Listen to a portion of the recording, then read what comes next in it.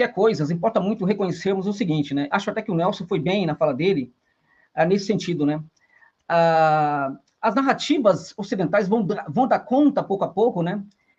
De uma grande verdade, né? De que quem derrota os são os aliados ocidentais, né? E, na verdade, isso não aconteceu. Quem derrota os soviéticos é o Exército Vermelho. Essa é uma grande verdade que não pode ser esquecida. Inclusive, depois da Grande Guerra, era muito complicado, imediatamente depois da Grande Guerra, construir essa narrativa, né? Porque a memória das pessoas iam ao encontro dessa verdade. E mesmo nos Estados Unidos, era muito difícil as pessoas acreditarem na narrativa de que não foram os soviéticos que tinham derrotado as forças nazistas, né? Essas narrativas vão sendo construídas, porque a narrativa é muito importante para o Ocidente, a narrativa hoje é algo muito importante também para dar conta de mentiras que acontecem na Ucrânia, né, sobre a Ucrânia estar vencendo, sobre a Ucrânia, enfim, a Ucrânia perdendo aí grande parte do seu território, nunca conseguiu recuperar seu território, mas é a Ucrânia que está vencendo a guerra, né? Então, essas narrativas que hoje são muito bem utilizadas pelo Ocidente nesse sentido, também foram utilizadas no sentido de apagar a grande vitória do Exército Vermelho diante das Forças Armadas de Hitler, né?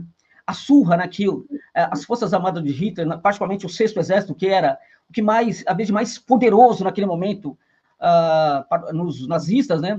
Era um exército muito sofisticado, com as melhores armas à disposição das forças do eixo, né? Tomaram uma surra em Stalingrado, e o que é muito importante também reconhecer, não somente em virtude da grande estratégia dos generais soviéticos e também do chefe de Estado soviético, Stalin, né?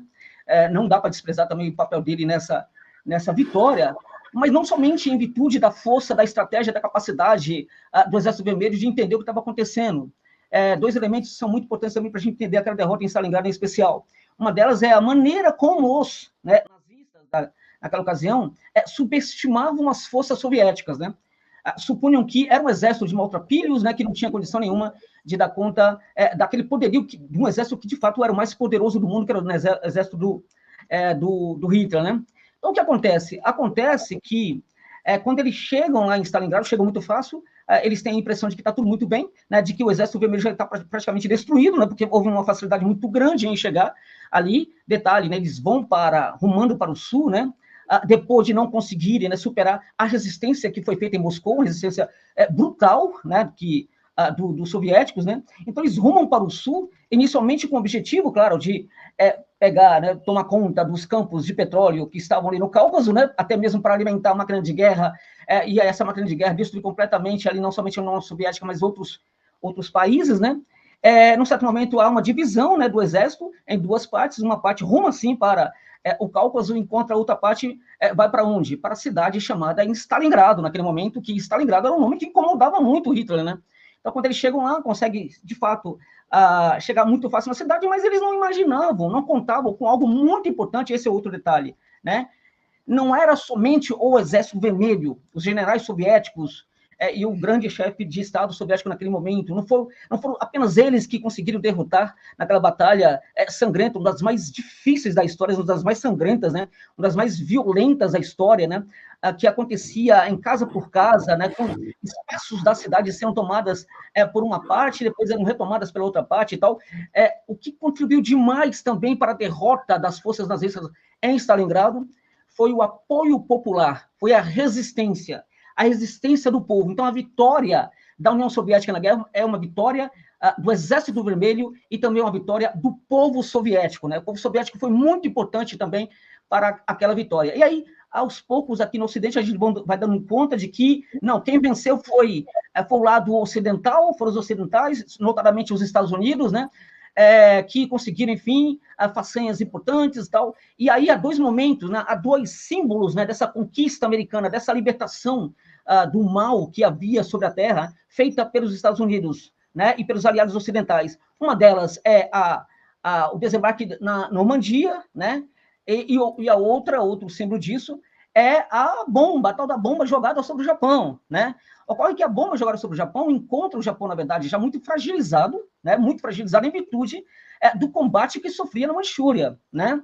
o exército japonês praticamente perde a guerra na Manchúria, ele é destruído na Manchúria, embora as ações principais, né, a intensificação das ações do Exército Vermelho na Manchúria contra o Japão ocorre concomitantemente à bomba que é jogada em Hiroshima, mas a derrota do Japão, que é um dos símbolos, né, da suposta vitória americana, né, na verdade, a derrota do Japão acontece por conta da derrota na Manchúria.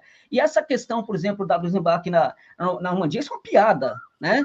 É claro que todas essas ações contribuíram para derrotar é claro, é evidente, né? Mas não foi decisivo. O que foi decisivo, na verdade, foi a vitória do Exército Vermelho. A Normandia, para a gente ter uma noção aqui, acho que muitos se lembram disso, sabem disso, a Normandia, os aliados ocidentais, assim, eles tinham oportunidade de abrir uma frente na Normandia, resolveram abrir essa frente, não abrir essa frente, depois do outro ano tentaram abrir. Enfim, por 2 vezes eles desistiram de abrir essa frente na Normandia, estavam vendo o que acontecia, estavam torcendo o tempo inteiro, ainda sonhando, né, que as forças, né, do eixo destruíssem a União Soviética, e resolve, na prática, abrir a frente da Normandia, o desembarque e tal, no dia D, aquela coisa da Normandia toda, em virtude de que, se não o fizesse, teriam que engolir, né, não teria como construir uma narrativa vitoriosa do Ocidente, porque a União Soviética chegaria praticamente na Europa, libertaria não somente a Europa Oriental, como fez, mas também libertaria a parte ocidental da Europa, né? Então, na verdade, a partir, sobretudo, dos anos 70,